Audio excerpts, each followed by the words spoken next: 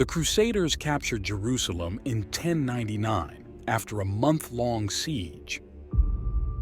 They then proceeded to massacre thousands of Muslims and Jews who lived in the city. Jerusalem was recaptured by Saladin in 1187, who permitted worship of all religions. In 1516, Jerusalem was taken over by the Ottoman Empire along with all of Greater Syria and enjoyed a period of renewal and peace under Suleiman the Magnificent. The region was under Ottoman control for 400 years, until the First World War began and the Ottomans sided with the Germans.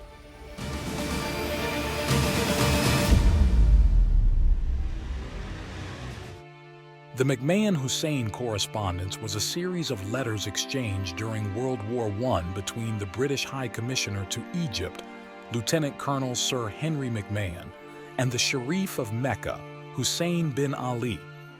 The letters promised Arab independence in a large region after the war if the Sharif of Mecca led the Arab revolt against the Ottoman Empire.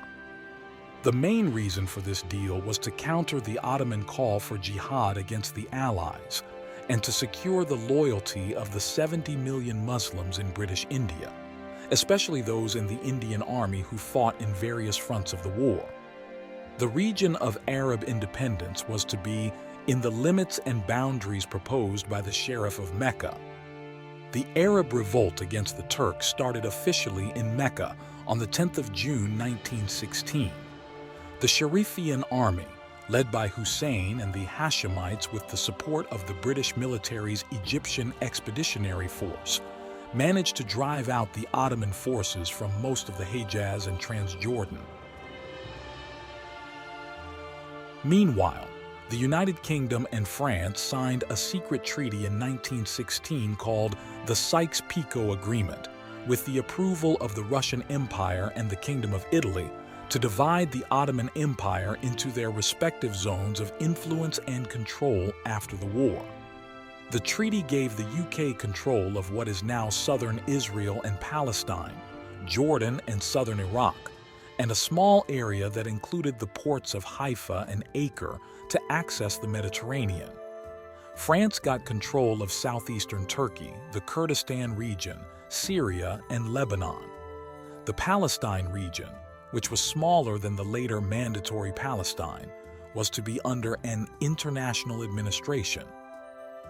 The treaty led, indirectly, to the partition of the Ottoman Empire after the Ottoman defeat in 1918. Soon after the war, the French gave Palestine and Mosul to the British. The treaty is considered by many as a turning point in Western and Arab relations. It broke the UK's promises to Arabs about a national Arab homeland in Greater Syria in return for their support against the Ottoman Empire. Instead, the Arab-majority Ottoman territories of the Middle East were broken up into a number of League of Nations mandates, jointly controlled by the British and the French. Immediately following their declaration of war on the Ottoman Empire, the British War Cabinet began to consider the future of Palestine. Within 2 months, a memorandum was circulated to the cabinet by a Zionist cabinet member, Herbert Samuel, proposing the support of Zionist ambitions in order to enlist the support of Jews in the wider war. The British government issued the Balfour Declaration in 1917, which declared its support for the establishment of a national home for the Jewish people in Palestine, even though Jews were a minority there, making up less than 15% of the population. The declaration promised that the rights of the non-Jewish communities in Palestine would not be harmed, but it did not specify who they were, what rights they had, or how they would be safeguarded. After the war, the newly formed League of Nations gave Britain a temporary mandate to govern Palestine until the Jewish state could be formed. Following the arrival of the British, Arab inhabitants joined to hold the first Palestine Arab Congress in Jerusalem. Their main goal was to get self-government and to reject the Balfour Declaration. At the same time, The Zionist Commission was created and actively promoted Zionist objectives in Palestine. The British authorities tried to regulate the immigration of Jews to Palestine by issuing annual quotas based on the economic capacity of the country to absorb new immigrants. The quotas were determined by the High Commissioner, with the advice of an advisory council composed of both Arabs and Jews. Palestinian Arabs started a revolt against the British administration of the Palestine Mandate. The revolt was sparked by Arab discontent over Jewish immigration, land sales, and the prospect of a Jewish national home. The revolt involved a general strike, guerrilla warfare, and attacks on Jewish settlements and British installations. The British responded with military force and political repression. The revolt was eventually suppressed, but it had lasting consequences for the future of the region. The Peel Commission was appointed to investigate the causes of unrest in Mandatory Palestine, which was administered by the United Kingdom. The commission recommended the partition of Palestine into two states, an Arab state and a Jewish state, with a neutral zone containing the holy places. The commission's report was rejected by both Arabs and Jews, and the British government eventually abandoned the idea of partition. The rise of Nazi Germany and the implementation of anti-Semitic policies under Hitler's regime created a perilous environment for Jews in Europe. Faced with increasing persecution, discrimination, and the horrifying atrocities of the Holocaust, many Jews sought refuge and safety. The tensions between the Zionist underground and the British mandatory authorities rose from 1938 and intensified with the publication of the White Paper of 1939.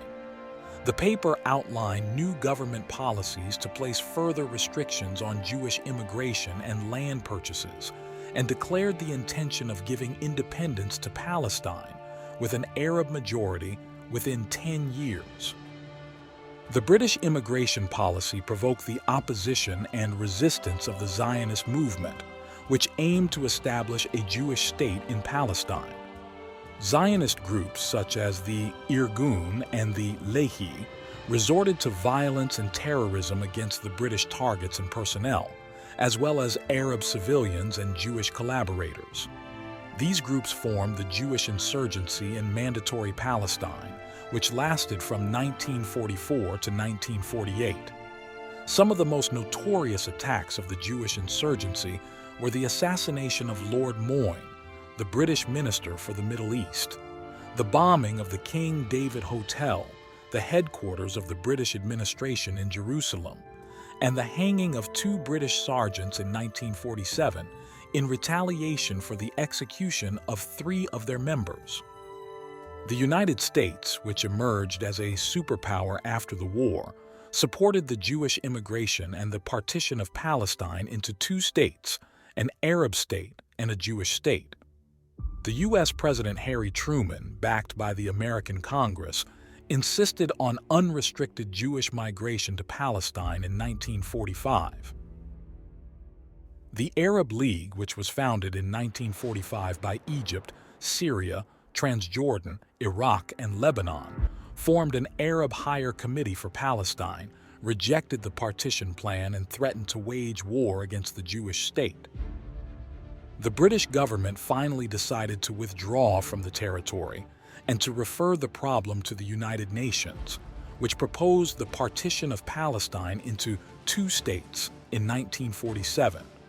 The British reached this decision after facing economic exhaustion, political pressure, security challenges, diplomatic isolation, and moral dilemma in Palestine. The United Nations Partition Plan for Palestine was passed on the 29th of November 1947. This envisaged the creation of separate Jewish and Arab states operating under economic union, and with Jerusalem transferred to UN trusteeship. The plan was accepted by the Jewish Agency, but rejected by the Arab Higher Committee, as well as by the neighboring Arab states. 2 weeks later, Colonial Secretary Arthur Creech Jones announced that the British Mandate would end on the 15th of May, 1948. On the last day of the Mandate, the Jewish community there issued the Israeli Declaration of Independence. Failed partition plan triggered a civil war in Palestine between the Jewish and the Arab militias, followed by an Arab-Israeli war.